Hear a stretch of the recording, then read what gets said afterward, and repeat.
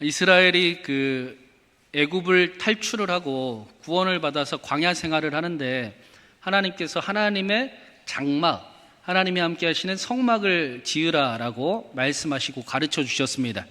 그래서 이스라엘 백성들이 가죽을 가지고 성막을 치는데 좀 이상한 거예요. 이게 재질도 그렇고 너무 약하고 너무 작아 보입니다. 이스라엘이 노예 생활을 400년 할 때 애굽의 신전들을 지었습니다. 벽돌을 가지고 그 고역을 하면서 애굽의 신전들을 지을 때는 그렇게 웅장하고 대단하고 엄청나 보였는데, 그래서 하나님이 거기서 출애굽시켜 주신 하나님이 성전을 지으라, 성막을 지으라 하셨는데 그게 굉장히 초라해 보입니다.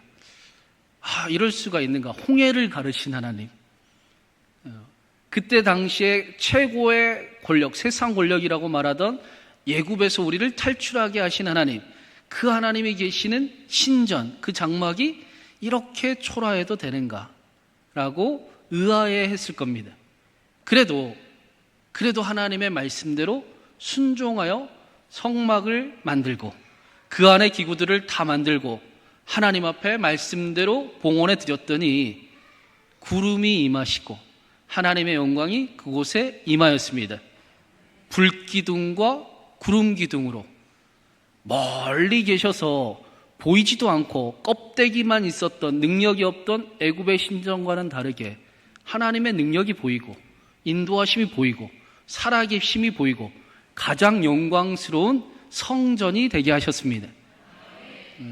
겉으로는 웅장해 보이나 아무런 능력이 없는 껍데기보다 겉으로는 비록 초라해 보이고 연약해 보이나 하나님이 함께 하시는 그 성막이 훨씬 더 능력이 있고 또 영광스럽습니다. 하나님께서 함께 하시니 상황이 역전이 되었습니다. 능력이 나타났습니다. 하나님이 우리에게도 이 일을 행하셨습니다. 그래서 우리를 성전이라고 하십니다. 하나님이 우리 안에 계십니다. 아멘 소리가 점점 줄어드는 것 같은데, 하나님이 우리 성전 삼으시고 우리와 함께 하시고 이미 함께 하셔서 때로는 연약하고 부족하지만 강함이 되게 하시고 영광이 드러나게 하시고 능력을 나타내게 하십니다. 예수님보다 더 큰 일을 이루게 하십니다. 우리는 그런 사람들입니다. 요한계시록에 보니까 그 성경에 사탄을 짐승이라고 부릅니다. 그렇죠? 여러분, 짐승 같은 사람을 어쩔 때 짐승 같은 사람이라고 합니까? 자기밖에 모를 때, 자기 가족만 알 때, 자기 것만 챙길 때, 인간의 도리를 못하고 짐승같이 살아가는 사람들, 자기밖에 모르는 사람들을 너는 짐승 같구나 라고 우리가 이야기하곤 합니다. 사탄을 따르는 모습이 그와 비슷한 모습입니다. 반대로 예수님을 믿는 우리는 짐승같이 살 수 없잖아요. 나만 생각할 수 없습니다. 주변 사람들이 자꾸 보여요. 어려움이 자꾸 눈에 들어옵니다. 자꾸 기도하게 되고 내 것을 나누게 되고 자꾸 손해보게 됩니다. 손해는 또 싫어요?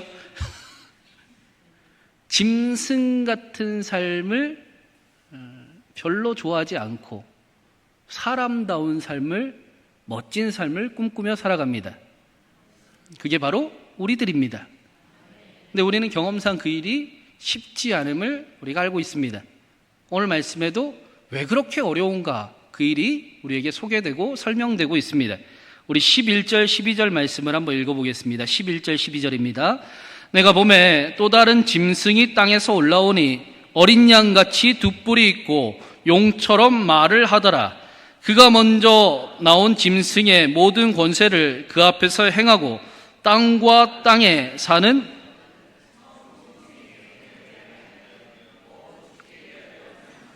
낳은 자니라. 두 번째 짐승이 땅에서 올라왔습니다. 그런데 이 모습이 두 번째 땅에서 올라온 짐승은 바다에서 올라온 짐승하고는 좀 다릅니다.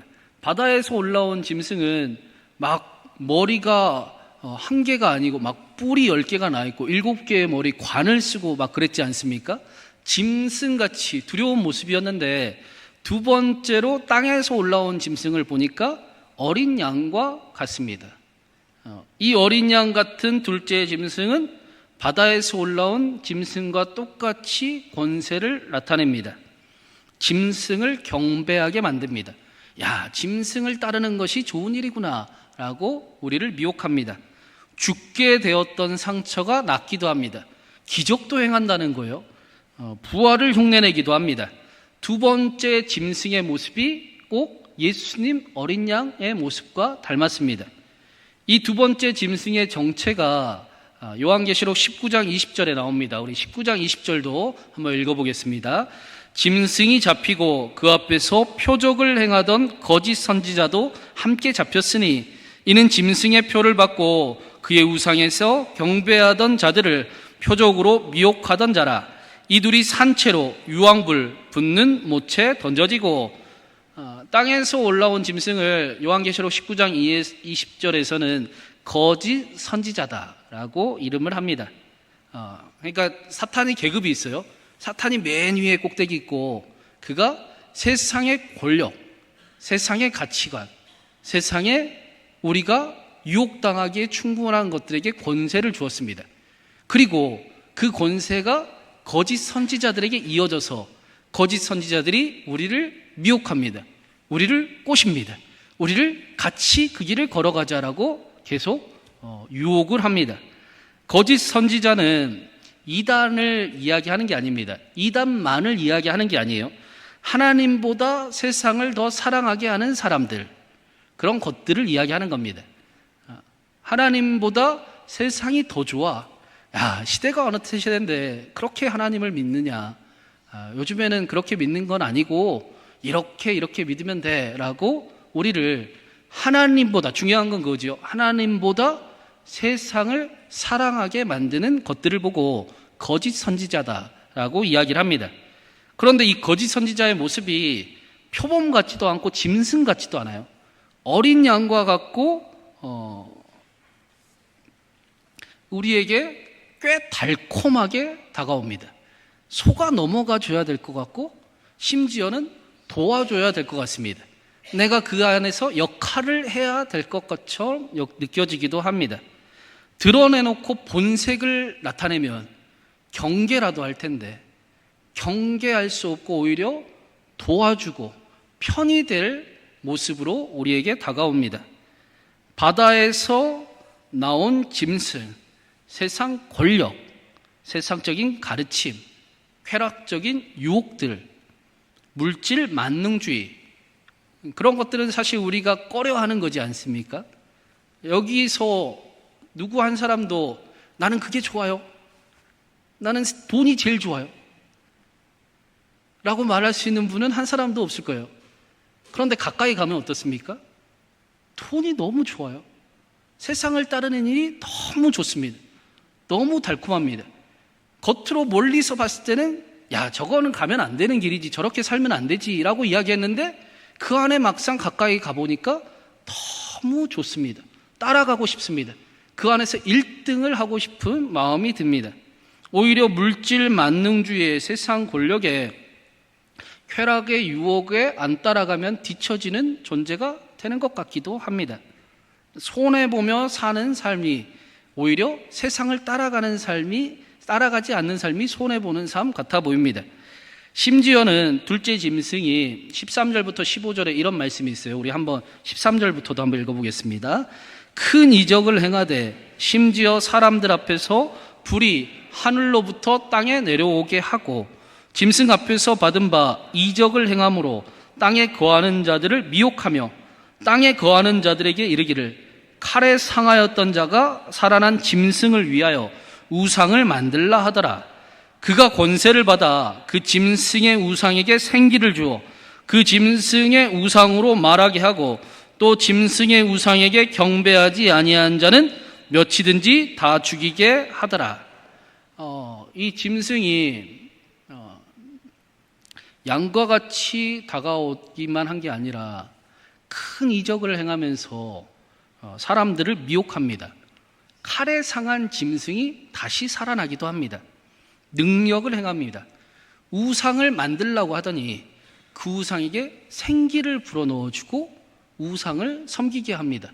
마치 우상이 살아 능력이 있어 보이게 만듭니다. 마치 하나님하고 다르지 않습니다. 하나님의 모습과 거의 비슷합니다.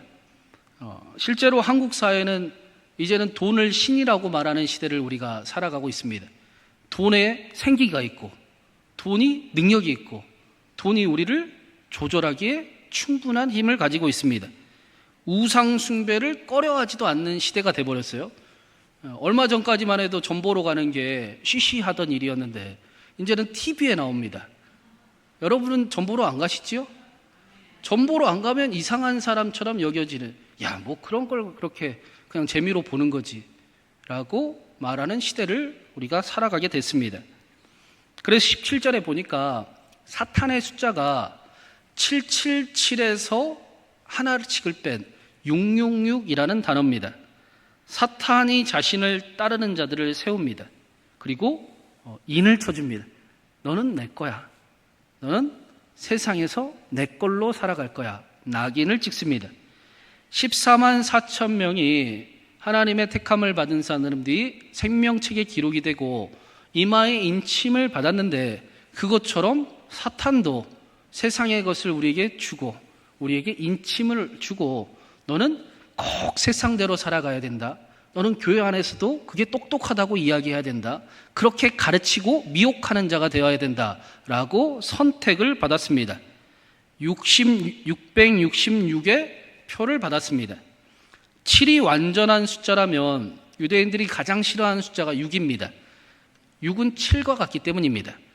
하나만 부족하기 때문이죠. 하나만 있으면 7처럼 완전할 수 있습니다. 그런데 하나가 없어서 불완전합니다. 그래서 유대인들이 6을 제일 싫어합니다. 하나님 같은 모습입니다. 하나님의 능력을 똑같이 행하는 것 같습니다. 그런데 하나님이 계시지 않습니다. 여러분, 가짜 휘발유에 제일 많이 들어가는 게 뭡니까? 휘발유잖아요. 거기다 조금 뭘 타서 가짜 휘발유가 되는 거 아닙니까? 그것처럼 가짜 인침을 받은 사람 혹은 짐승의 표를 받은 사람도 거의 비슷하다라는 거예요. 성도의 모습을 다르지 않게 살아가고 있습니다. 하나만 다릅니다. 우리가 신약 성경의 사도행전을 나누고 있는데 유대인들의 모습이 그랬지 않습니까? 유대인들의 모습이 예수님이 오실 만한 모습이었습니다. 예수님이 오시지 않으면 안 되는 모습이었습니다. 그 모습을 보니까 사도 바울을 죽이려 했던 모습이 보이니까 사도 바울은 이미 오신 하나님을 믿었는데 유대인들은 아니, 아직 안 오셨어. 아직 하나님은 우리와 함께 하시지 않아 라는 모습으로 신앙생활을 이어갔습니다. 한 끗 차이지요. 하나만 차이인데 삶에 큰 차이가 나타났습니다. 사도 바울의 삶은 완전히 변했습니다. 그러나 유대인들의 삶은 여전히 똑같이 이어지고 있었습니다. 10년이 지나도 똑같고 20년이 지나도 똑같이 짐승 같은 삶을 유대인들이 살아가고 있었습니다. 그래서 사도 바울이 어찌하여 못 믿을 것으로 여기시나이까 라고 말씀했습니다. 여러분, 하나님이 함께 하시면 그것이 능력이 됩니다. 예수님이 이 땅에 오셔서 우리와 함께 하신다라고 알려주셨습니다. 우리가 성전이 되었습니다. 하나님이 이미 우리와 함께 하십니다. 하나님이 저 멀리 계시는 게 아니라 이미 우리와 함께 하고 계십니다. 우리는 이제 그 하나님과 삶의 이야기를 상관하고 그 이야기들 속에 하나님의 뜻을 발견하고 하나님을 경험하는 삶을 허락받았습니다. 우리가 그렇게 살아가야 승리가 경험이 되는 겁니다. 그 일을 잃어버리면 666처럼 살아갈 수도 있다라는 겁니다. 아무나 승리하지 않습니다. 귀 있는 자들만 승리한다라고 말씀하고 있습니다. 777의 삶을 살아가는 사람들이 하나님을 자랑하는 삶을 살아갈 수 있습니다. 하나님이 이미 우리와 함께 하십니다. 하나님이 우리를 이미 용서하셨습니다. 하나님이 이미 우리를 사랑하십니다. 용서받지 못함에 애쓰지 마시고 하나님과 함께하지 못하는 이유들에 핑계대지 마시고 응답받지 못하는 자신의 모습에 고민하지 마시고 하나님이 이미 함께하심을 믿으며 살아가는 저와 여러분이 되기를 간절히 바랍니다. 하나님을 경험하는 삶이 되기를 바랍니다. 우리가 하나님 앞에 너무 감추고 싶고 하나님이 멀리 계시면 좋겠고 그런 마음이 우리 안에 있지요. 없다고 하면 거짓말쟁이라고 성경이 말씀을 합니다. 우리는 숨고 싶어요. 우리는 감추고 싶습니다. 우리는 하나님하고 잠시 떨어져서 하나님 내가 할 만큼 믿을 테니까 하나님 그 정도로 만족하십시오 하는 신앙생활이 쉽습니다. 그런데 하나님이 예수 그리스도를 통해 우리에게 더 큰 사랑을 부어주십니다. 더 놀라운 사랑을 알게 하십니다. 성령으로 임하십니다. 그래서 성령이 임하면 거듭남이 나타납니다. 벌거벗으나 부끄럽지 않은 삶을 살아가게 됩니다. 연약하고 넘어지고 힘이 없을 때 하나님 내가 하나님의 도우심이 필요합니다. 하나님 내가 다른 건 몰라도 하나님과는 꼭 함께하고 싶습니다. 내가 주님의 성전입니다. 영광이 나타나게 하여 주시옵시고 하나님의 일이 나타나게 하여 주시옵시고 하나님의 삶을 살아가게 하여 주시옵소서라는 고백이 예수 그리스도를 믿을 때 성령이 임할 때 터져 나오는 것입니다. 사랑하는 여러분, 하나님이 우리와 이미 함께 하십니다. 그 일을 확신하고 불편함이 있지만 그래도 아니 나는 거짓말에 속지 않고 나는 죄의 자리도 예수님하고 같이 갈 것이고 부끄러움도 예수님하고 같이 감당할 것이고 힘들 때도 예수님하고 같이 함께하며 나의 구원자가 누구이신지 내가 똑똑히 보리라. 내가 예수님을 더 사랑하는 삶을 살아가리라. 그렇게 승리를 꿈꾸고 승리를 경험하고 예수님을 자랑하는 저와 여러분 되기를 주님의 이름으로 축원합니다.